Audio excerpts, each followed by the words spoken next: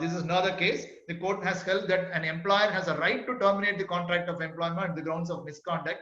Hence, it cannot be said that the employee had absolutely no right to resign. So, if we cannot stop a person from resigning. It is his right.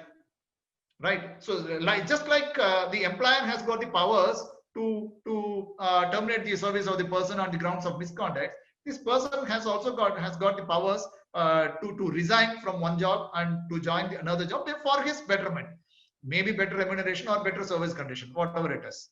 We cannot tie him down with one company. It is not possible. It is legally not valid. Can the employees be asked to maintain confidentiality? Yes, we can ask the persons to maintain confidentiality, but only during the time when he is with us in our services. Post to the employment, it may not be possible. But yet, I would suggest, please make a mention, bring a clause in the appointment order about maintaining confidentiality, right? That will be always better. Is the clause on automatic termination, abandonment valid? So I think many of the companies have this particular clause that if you are remaining absent without information for a continuous period of 10 days, then you will lose lien on employment. Some clause is like that, but after 10 days, on the 11th day, you cannot just terminate the services of it. Is not possible, because that is a simple discharge. Simple discharge is no more valid, right? But it is still essential to mention this particular clause in the appointment order, for the reason, after 10 days, the management, the employer will have the right to take the action.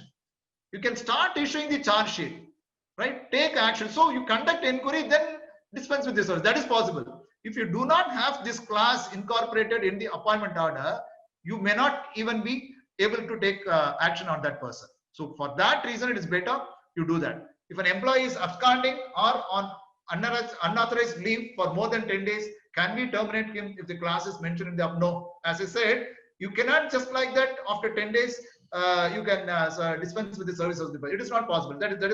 This is technically known as discharge simpliciter, right?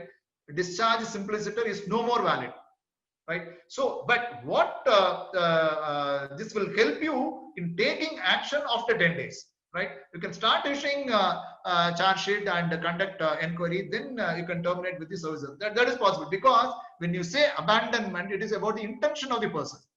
Intention of the person not to come for work again. So unless and otherwise the intention of the worker is proved, you cannot dispense with the services of the person. That is the reason I am saying, merely quoting this clause, we cannot dispense with the service of the person on the 11th day. But this will give us as employers the right to conduct the inquiry, so that we can prove that this person does not have any intention to come for work. Once that is done, then we can dispense with the service of the person. That is it. Technically, that is the point. I'll move on. Is the clause on double employment must? Yes, again, it is better, because it is a whole-time employment, right? And when we say whole-time employment, the working hours may be 8 hours or 9 hours, right? But 24 hours he is considered to be on employment, right? So he has to devote the complete time to the company concerned, right? He cannot do it for more than one company. It is also, I think, prohibited specifically under Factories Act. I think some of the Shops and Establishments Act also has this restriction. So it is better, again, even though it is there, we can mention a clause in the appointment order. It is better, we'll do that. Whether it is advisable to include clause on medical examination. See, for the new entrant, definitely yes. For the new entrant, please ask the person to undergo medical checkup and produce the medical fitness, right?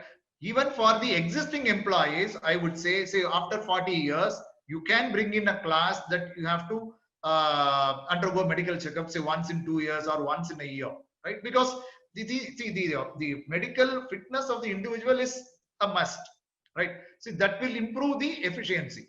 That is the idea, right? So particularly with respect to the new entrant, please, you can make a mention about the individual's liability to undergo medical checkup and prove his medical fitness. Only then you can consider that person for appointments.